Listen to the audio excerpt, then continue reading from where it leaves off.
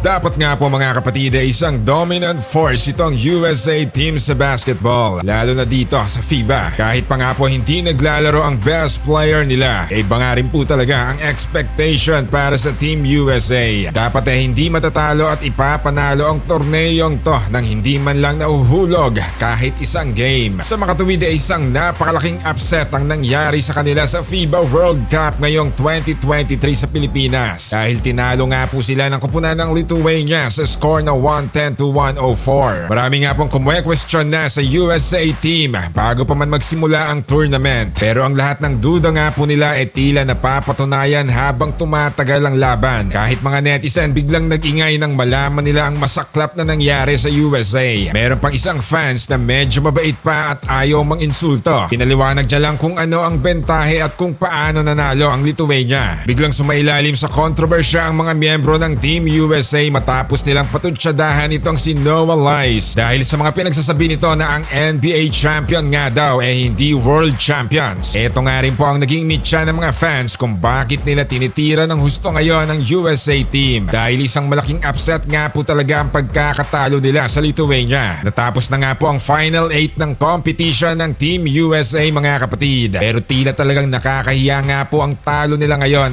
Malamang hindi nga rin po makakalimutan to ng US team dahil talagang pinuputakti sila ng mga fans. Halos lahat nga po sila malamang nagagamitin tong talo ng US sa mga darating panalaban, habang gusto nga po ng nakararami na iba naman sana ang manalo pagdating sa World Cup. Pero kapag USA pa rin ang nanalo kahit sinong tanungin, ay malamang madali lang sa kanilang piliin pa rin ng US dahil puro mga NBA players nga naman sila Samantala nananalaytay nga po ang dugo ng basketball legend sa kanya, kaya halos buong mundo naghihintay na rin kung makakapaglaro pa ba itong si Bronny James ng basketball. Nabalitaan naman siguro ng lahat na na-cardiac arrest nga po itong si Bronny habang nagpa-practice pa ng basketball, kaya kahit sino ang tanungin alam na alanganin na talagang makabalik pa ang batang to. Inanunsyo na nga rin po ng kanyang pamilya na mayroon ngang congenital heart defect si Bronny. Medyo matindi nga po yan dahil sa puso nga po ang tama nito pero hindi lamang po larong basketball din ang alam nitong anak ni Lebron mga kapatid. Marami nga rin pong talento to. Kaya niyang maglaro different types of sports, kasama nga po dyan ang larong football. Isinuwalat niya nga po mismo sa bidyong to na meron siyang alam na posisyon